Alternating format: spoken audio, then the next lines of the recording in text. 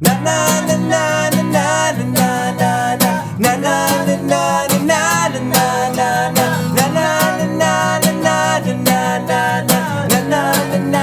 na na na all of the small things.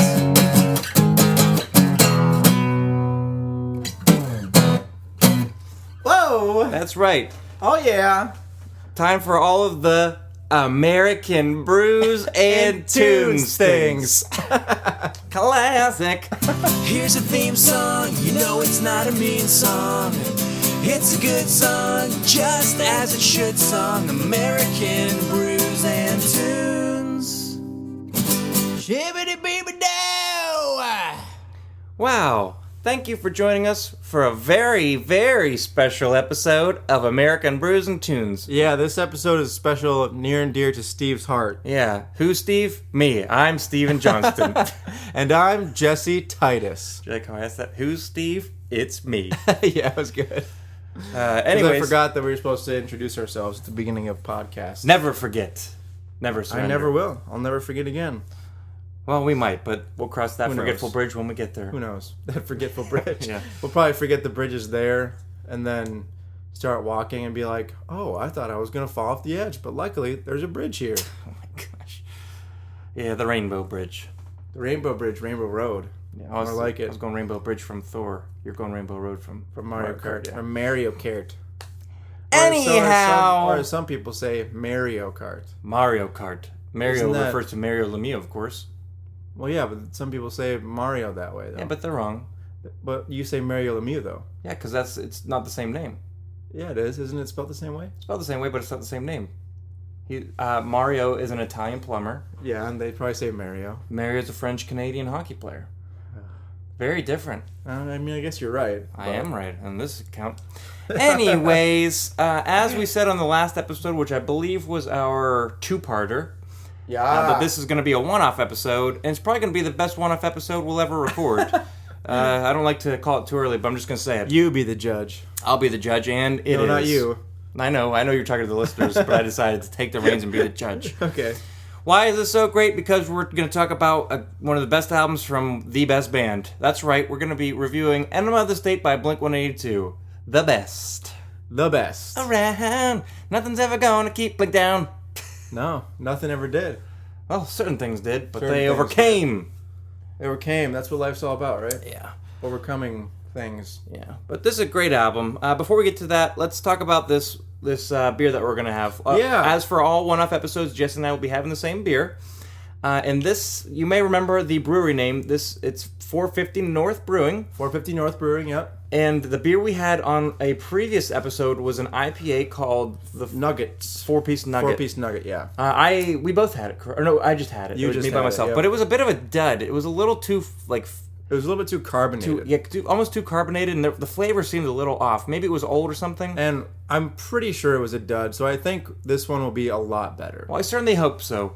This one is called Crystal Vision, and it's a double IPA. It's New Yes. England style, so should be hazy and Which whatnot. have been popping up every which where. everywhere.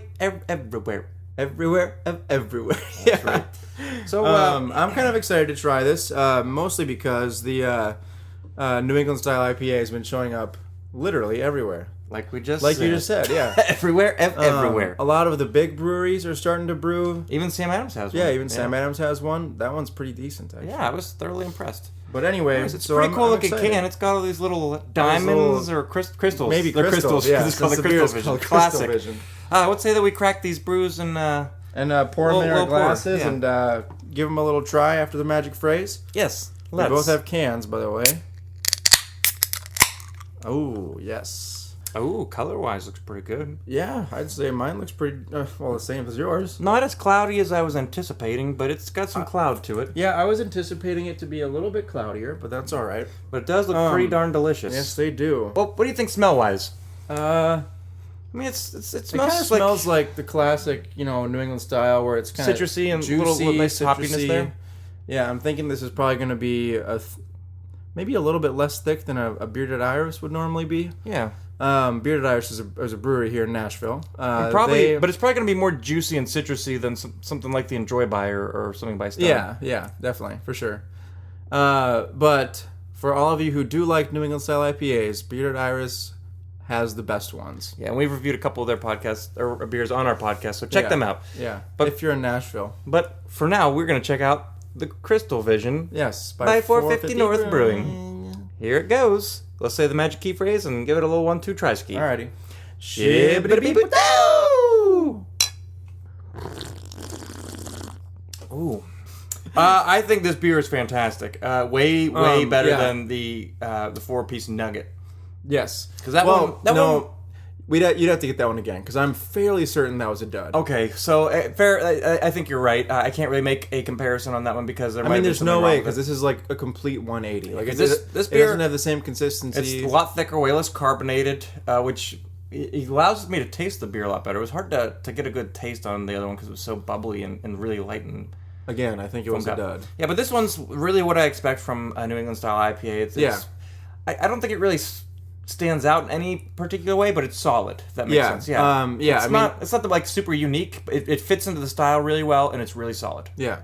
I don't know. There are quite a few beers like that where it's like it's not like there's nothing that brings it to that next level. But there's nothing that makes me not like it. Exactly. Yeah. It's just very good. Solid beer. Very solid. Yeah. I agree. It's very tasty. I enjoy this. I would have it again. Oh, would you? Yes, I would. On a specific date?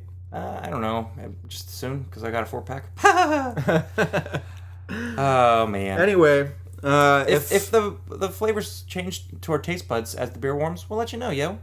Yeah, we'll let you know. We'll let you know if in a little bit. We'll let you know. We'll let you know, yo. We'll let you know in a little bit if. We'll let you know, yo. We'll let you know, yo. If our taste buds are like, hey, Jesse, excuse me. And I'm like, what? My taste buds will be like this. We'll let you know, yo. We'll let you know, yo.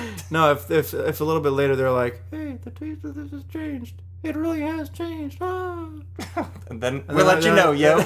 We'll let you know, yo. Okay. Enough about taste buds and on to the Blink. On to the Blink, yes. All right, so like it's been said many times before, Blink-182 is the greatest band ever.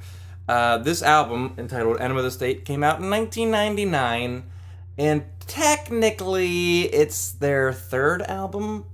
Yeah. Oftentimes people don't count Buddha just for whatever reasons. Because. But I'm going to count it, so let's... Because what's the other ones before this? Dude Ranch and Cheshire Cat? Yeah. Okay. But I'm going to count Buddha, so I'm going to say this is their fourth album. Fourth album? Yeah. Okay. I'm going to say that this is the fourth album. And the album that came out right before that is Dude Ranch, which came out in 1997. You may remember that because we reviewed it in episode number 6 of American Brews and Tunes. Did we now? Well, I suppose we didn't. You did. True, I did, yeah. But I certainly Well, helped. you also reviewed it, too, because... I review it every day of my life. Like, literally every single time I'd be like, all right, on to track number 3. You'd be like, you'd sing it. I'd say, Yahoo! Before, yeah. Ooh. My upper register's not working too. I'm just getting over a cold, so if I try to do that, really? it sounds like it's... Really? It doesn't work right now. Oh, weird. Well, I don't think I really have the cold anymore, but my voice always takes a while to get back. Yeah. It's a pain in the butt. Well, you get in these weird... It's like the equinoxes for you. Yes, it is. Like, they happen every year, and every single, 2 times a year. I lose my voice to Just an extent. lose your voice and / get a cold. Yeah.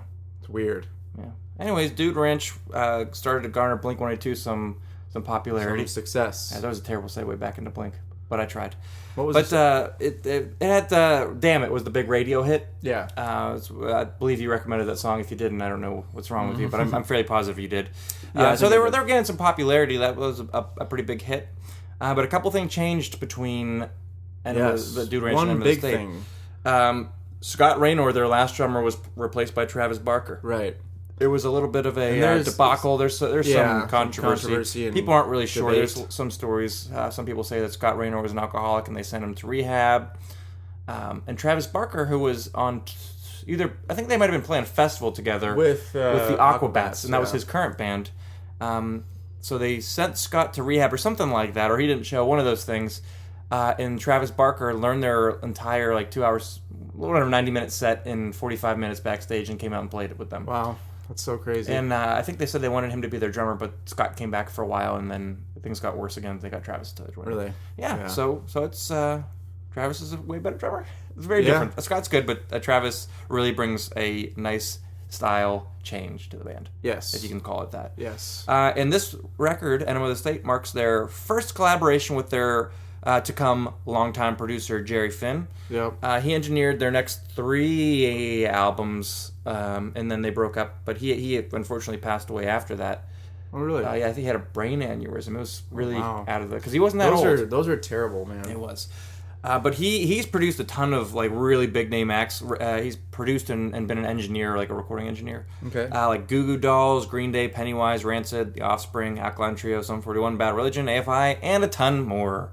Jerry Finn had a lot to do with how this album... Well, he had everything to do with how this album sounded. Right. And in this terms album, of like production. Oh, for sure. Yeah. This album, production-wise, how it sounded, set the stage for almost every pop-punk album to come. Yeah. Quite literally, this is like widely considered one of the best and most influential pop-punk albums of all time. It's made a ton of top 10 lists, like from Kerrang! I don't know, that's Canadian. Rolling Stone, Alternative Press, and a ton more. And just like a ton of bands always like reference this one for being their big one. An inspiration for them in terms of how it should sound or whatnot. But this album holds a near and dear place to my heart. Yes, it does. Early on in my guitar learning days, I took guitar in 3rd grade from this guy named Peter, and I learned the classical guitar. I learned how to read notes, and it was boring. Were you playing a nylon string then? Or No, I played steel steel string, okay. but it was boring. That's And then he very- moved to Boston, and I got a new guitar teacher named Tom. And he's like, "Do you DeLong? want?" No, Tom Laggy, Lagi. Laggy. I think that's how you pronounce it. But he's like, "Do you want to learn how to like read notes and learn the theory and everything, or do you want to learn how to rock?" And I was like, "I want to rock." And so he taught me AC/DC, which was what got me into like rock music. But then he taught me Blink-182, and I learned this entire album front to back, and that's when I learned I can do this. Nice. Because I like the songs. I mean, they're not that complicated. The chord progressions are easy. It's like a lot of power chords. Yeah. Nothing too crazy. You can like teach yourself. A lot, or a learn lot of really the easily. same chord progression, a lot of the same style of picking. And so I played along with this, and I'm like, wow, I can do this. Yeah. It's not. I can be in a rock band. It's not impossible. It can be awesome. Yeah. And it was love at first listen. It was love at first play. listen. I knew this album way LAFL. before I actually learned to play it. Which song? I knew all the big album? radio hits on this album. What were they? Were All the small things. What's My Age Again? Adam's song. I only remember. Because they were all over the radio. I only remember All the Small Things. I remember hearing them, and I remember getting these now. That's what I call music CDs that had all the Blink-182 songs. Mm-hmm. Because I had no means of getting it. There was parental stickers on there. My parents were like, "You can't get it." Yeah. But so is life. Shall we jump into the album? We shall. All right. Little side note, just ahead of time. I'm not going to give ratings here because every song is like infinity out of 5.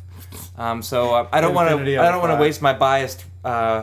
You could just say ratings. every song is 5 out of 5. Every song is way above 5 out of 5. Okay. It's better than the best. Better than 100%. They're ratingless, like priceless. Ratingless. It's like they're priceless. Okay. Track number 1. Okay, yeah, track number 1. I was Which is about to called go off on another tangent. A Dumpweed. That's called Dumpweed. I recommended it. I do not. Well, that's just wrong of you. But I still give it a wahoo. Okay. That's a good rating. Yeah. I think it's a great way to start the album off. It's like it's pretty heavy sounding. It's super riffy. I like that. That's got that beginning riff, which is really iconic and pretty memorable. But then there's a riff right after that, which that in itself could be a standalone riff. But you put those two together, classic. It's music to your ears. And the chorus is catchy. It's super fast. I can't drum along to it because it's too fast for me. Yeah. But it's a pretty funny song. It's about Tom DeLonge, like having this concept that he's too dumb to compete with girls because they're too smart and out of his league. Yeah. And so he wishes he had a girl that he could train like a dog.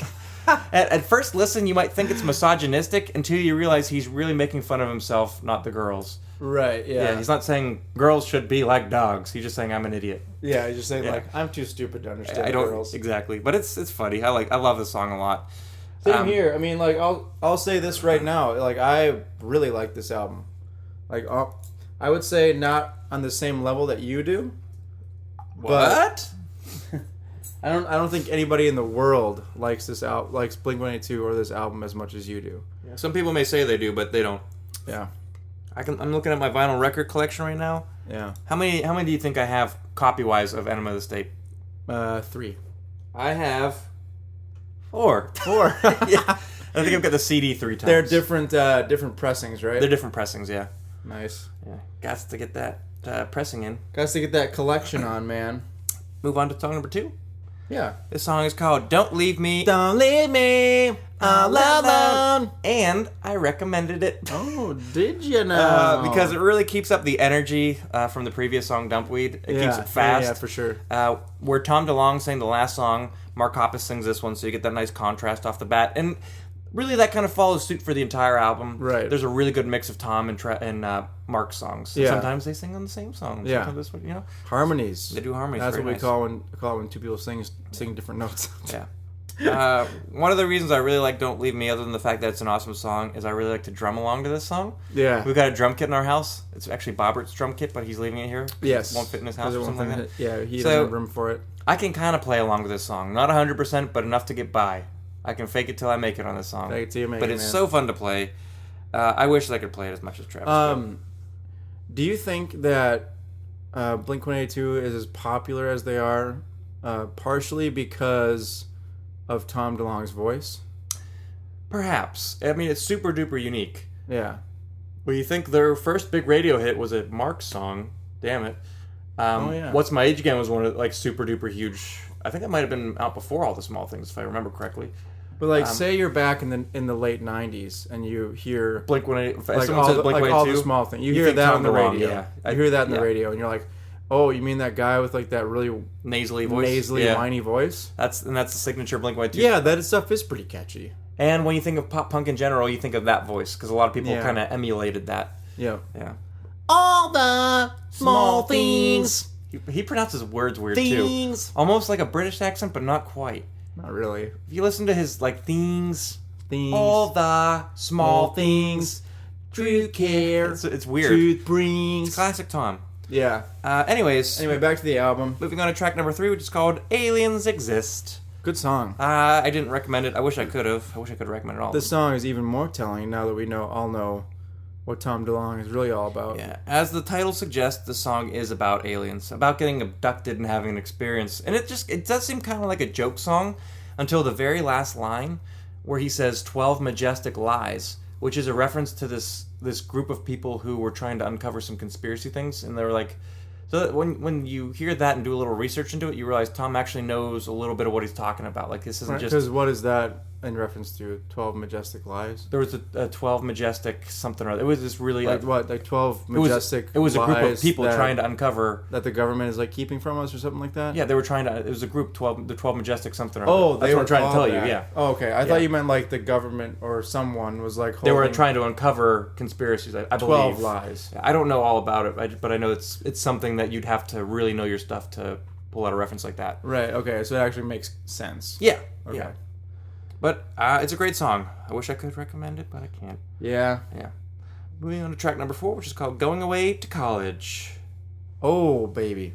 It's a really good song. And it's My first recommendation. It's for the first, it's not really slower, but it's got a different feel from the other. The other ones were more like straight rock songs. This one's, I don't want to say a ballad, but it doesn't feel like in the other terms songs. in terms of comparing it to The past other 3 songs in this album, it's more of a ballad. Yeah. I don't want to But call it a it's straight not ballad. a ballad though. Yeah. Did you say you recommended this one? Yes. Okay, yeah. It's slightly The song is slower. so good. And It's literally, so great. it's about going to college and like how a relationship is strained when Yeah. high school sweethearts go away to different schools. Yeah.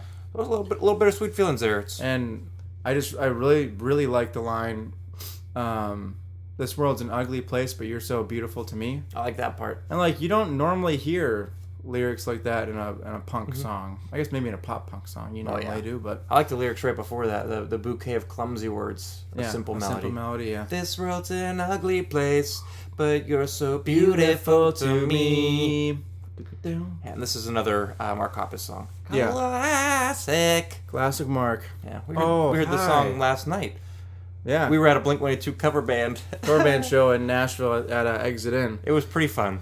It was really fun. Yeah, they were pretty good too. Yeah, it was just a lot of fun because they played mainly songs from Enema of the State. Yeah, I mean, with them. obviously they weren't Blink, but I didn't care. Yeah. I didn't go to see Blink. I went to see Blink cover. was kind of skeptical at first because, like, why would you want to go to see a band covering your favorite band? Like, why wouldn't you just be like, I'm not going to do that because I just want to see The actual band. I can see that. But after going to the show, it was just fun. Yeah, it was a lot of fun just going to see, like I don't know, you just go out, you don't expect to see going to see songs that you enjoy, you know. Yeah, I enjoyed it. It was a good time. Yeah. My mind has been changed. Yeah, now we'll go see a bunch of cover bands. Psych! Psych! But maybe not, who knows? I mean, who knows? Maybe, you know, like if Arcade... No. I don't even know. Like, maybe a Beatles cover band? I've seen Beatles cover bands before. That'd be kind of fun. Yeah, I mean, I always compare a little bit, but I get over it after a while, and I just enjoy the show. Yeah. Moving on to track number 5. Yep. It's the first real big song. This is What's My Age Again, and it's my last recommendation. It's my second recommendation. All right. This is a huge radio hit. So good. Huge radio hit. It's huge. And it's actually probably, even though we talked about the last song being like slightly ballady, this one I think's got a slower tempo. A little bit, yeah. But it... Oh, man. Burp Palooza up in here. Yeah, I tried to hold it in, but it just... That's all right. Sometimes... better out than in, as I always say. Why don't you get away from me, donkey? All right, originally, What's My Age Again was titled Peter Pan Complex. Oh, yeah. It makes sense. Like, I don't want to grow old. Yeah. But obviously, they switched the titles, and I think What's My Age Again's better. I can really relate to this song. Yeah, because I don't want to... Because I don't want to getting older, and you don't want to do adult things. Yeah. And, like, literally, that's what the song's about. Yeah, I've recently been doing a lot of adult things. And you're like, oh, I hate this. In terms of, like, car stuff and whatnot. And I'm just like, oh, this is so boring. I don't want to sign up for health insurance. It's like, boo. I want to make prank phone calls. Yeah, but this what the song's about is, like, going through life, being in a relationship, and just being really juvenile and not acting your age. Yeah. The music video is something else. I don't know if you've seen it very often, but it's them literally running around L.A. butt naked. Yeah, naked, right? Yeah. Yeah. If you watch the music video, they pixelate the privates. Private parts. Yeah, which is a good thing because nobody wants to see that. They just pixelate it out, you know. Yeah. But that you could say that video is pixelated. Yes. In some ways. Yes, you could.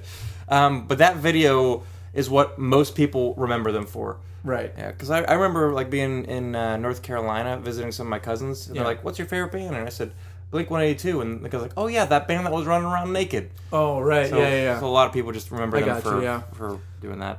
Because that video came out at like the height of MTV, like TRL those days. Right. And so that video was in rotation. It's a hilarious video. What's TRL? Total Request Live. I know you didn't watch MTV, but it was a huge like after school thing to do. Show. You'd watch that, and they had bands come on. They play music videos, do top countdowns, all kind of stuff. That's pretty cool. Back when MTV was music. A thing. Yeah. Well, sorry, not a thing. It's still a thing today. It's just more like reality TV. Like, really? MTV, yeah. Like Jersey Shore. That's on MTV? Yeah. Anyway. Moving on to track number 6, which is called Dysentery Gary. Recommended it. I wish I could have recommended it, but... Such a great song. I couldn't. It's also a super funny song about the main singer, whatever, this Tom, hating a dude simply for the fact that he's dating the girl that Tom likes. That he likes, yeah. And he's just making fun of him the whole song. The guitar riff is really awesome in this song. It's just and then the drums come in, and there's this weird, like, syncopated beat almost. And he does a couple weird syncopated beats throughout, and one of the beats almost sounds like a little Latin influenced. It's hard to say for sure, but this really kind of shows Travis doing something that you might not expect off of like a pop punk album. Right, not the normal punk beat. And that was one of the things that he talks about in, and I've heard him say it in his interviews and in his autobiography, that he came into the band when they were recording this, writing and recording this album. Yeah. And like they were spending time writing, and he's like, this is gonna sound boring if all the beats are the same. And Tom's like, dude, write whatever you want. I don't know how to write drums. Yeah. He's like, just play whatever is good. You're a good drummer. I trust you. And so Travis was like, okay. And he wrote his own stuff. He did, and it's awesome. Yeah. But this is a great song. Mm-hmm. It's just really hilarious also. Yeah. Because he says diarrhea in the song. I mean, that's what dysentery is. So Ew. Funny. It's so funny. It is. You got anything else to say about this one? Other than the fact that it's just awesome. And isn't this a live staple now? It is. Tom's currently not in the band. I think he says he's still a member. He's just not playing. Right. And in his place is Alkaline Trio's guitar player and co-vocalist Matt Skiba. So he's taking Tom's place. And they've written essentially 2 albums with Matt Skiba. But he said that Dysentery Gary's his favorite song, so when they tour, he always plays it. Yeah, that's pretty cool. I think I've seen them 4 times. I've only seen them once. Yeah, I think I saw them 3 or 4 times with Skiba, and they've done it every single time. Yeah. Classic Skiba. Classic Skiba. On to track number 7, which is another radio hit, Adam's Song. Adam's Song, yeah. And this is probably the slowest song on the album. This is definitely the slowest, most contemplative, saddest song. Yeah, it's not a funny song. Dreary at the beginning, but as you know, it ends hopeful. The light comes after the darkness, or the dawn comes after night. Literally, this song was written by Mark about being depressed on tour, and there's some contemplation about suicide. Yeah. And they got the inspiration for that from a secondhand suicide note. Not directed towards them, but a suicide note that someone wrote in general, and somehow the band got sent it. I think maybe the fan, like the person who committed suicide just happened to be a fan, so someone passed it along. And it was, it's kind of odd. So they wrote this, and it's depressing, but at the end, he realizes that he's going to keep going on. Yeah, because like the main thing is, or the main line is, 16 song, just held such better days. Is what goes on later in the song at the very last chorus. He's like, tomorrow holds such better days. Much better days. Yeah, so there's hope in the end. They retired this song though. They have, yeah. Travis Barker was in a plane crash with one of the acts he was touring with, DJ AM. And DJ AM, his real name is Adam. He used to be addicted to drugs, and they both survived this plane crash, but DJ AM went on pain meds and ended up getting re-addicted and ended up, I believe, accidentally overdosing on it. So he passed away, and then Blink-182 retired it out of respect because his name's Adam. Yeah, that makes sense. Yeah, I saw them play it once before that whole everything went down with DJ AM, but they will never play it again. And I can understand that. It's pretty heavy. Oh, yeah, I understand. It's a heavy song. It's crazy. And moving on to the last radio song of the album, this is track number 8, All the Small Things. Everyone knows that we played it at the beginning of this episode. Everybody knows it. A great song. It's super catchy. It is good. It's my least favorite on the album, but it's good though. It's probably mine too, but only because I've heard it so many times. I still love the song, but I think I might agree with you. This song was written about Tom's girlfriend. He said, like, his girlfriend always was like, why don't you write songs about me? So he had to write the best one for her. Yeah. But it's written about some true accounts. Like when they were doing writing sessions, he would come home like super late at night, and his girlfriend literally would leave roses on the stairs for him. So I incorporated that right into the song. Did you ever see the music video? Left me roses on the stairs. No, I never did. It's pretty hilarious actually, because they take shots from a bunch of boy band videos, like 98 Degrees, NSYNC, and Backstreet Boys, which were all huge around this time. Yeah. And they redid those shots and put them into the music video.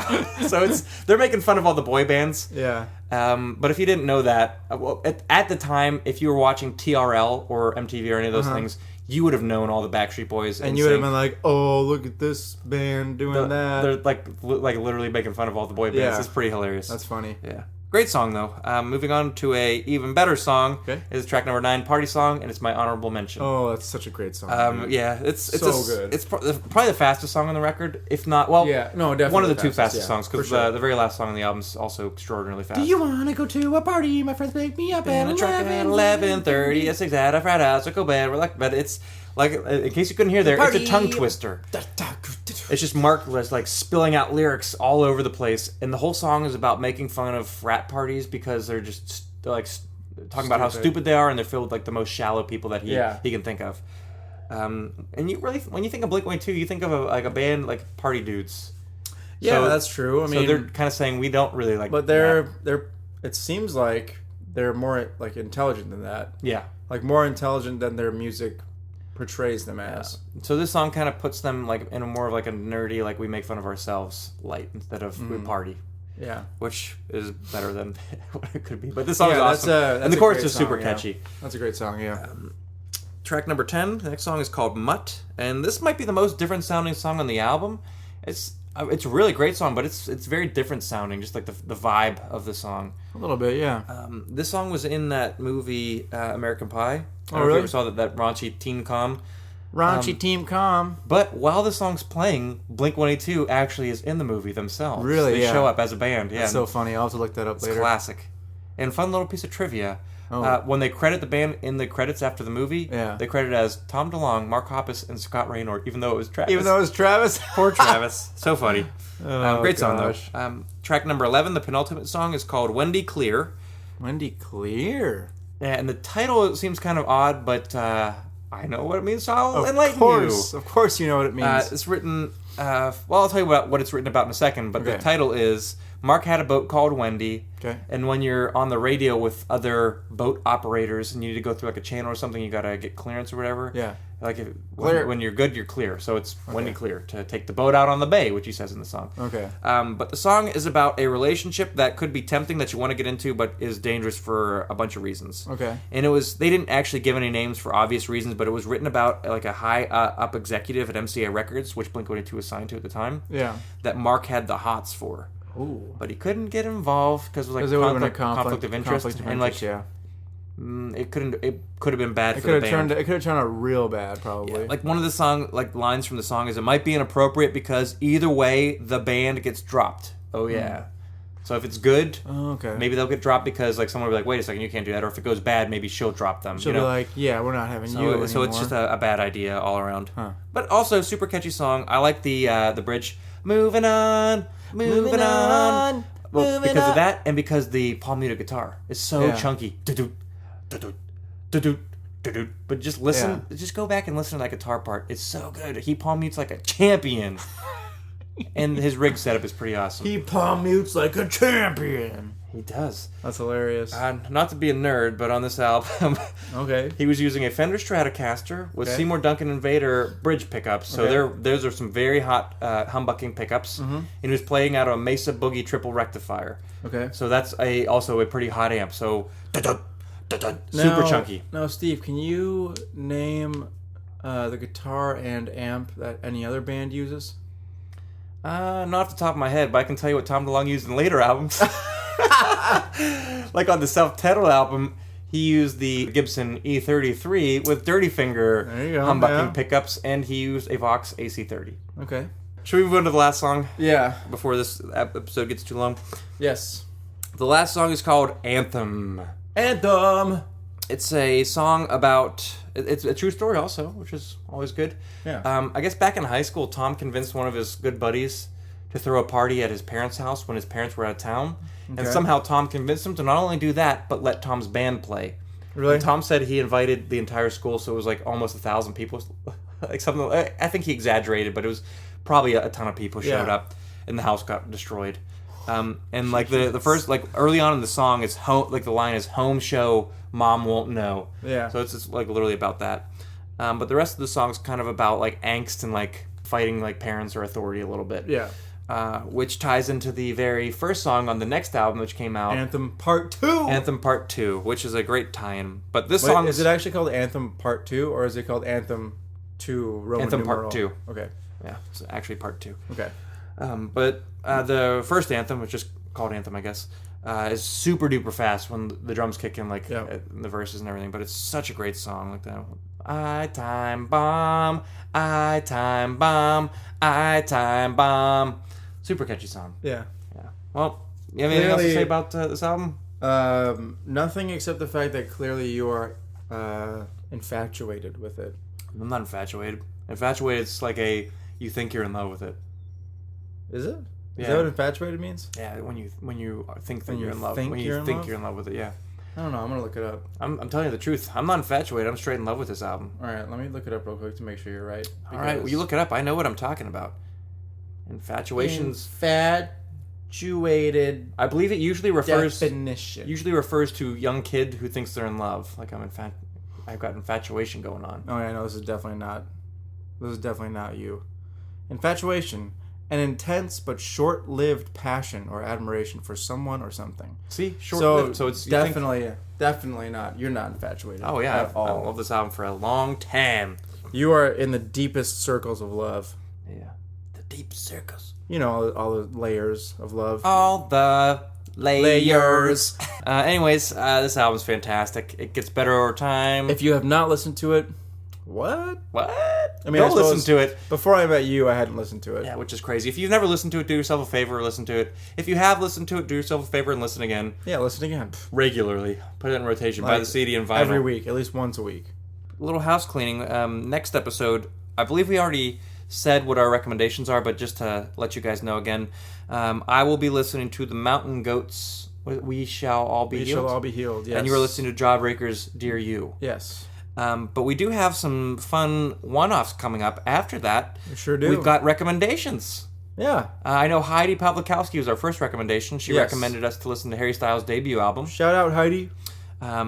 Our friend Nathan Heemstra from Geneva College recommended that we listen to a band called Clean Up, and I believe it's their debut album called Sun Life. Yes, the album's called Sun Life. So that'll be our next one-off after we do the Jawbreaker and Mountain Goats album. Yep. And we already have another one-off even after that.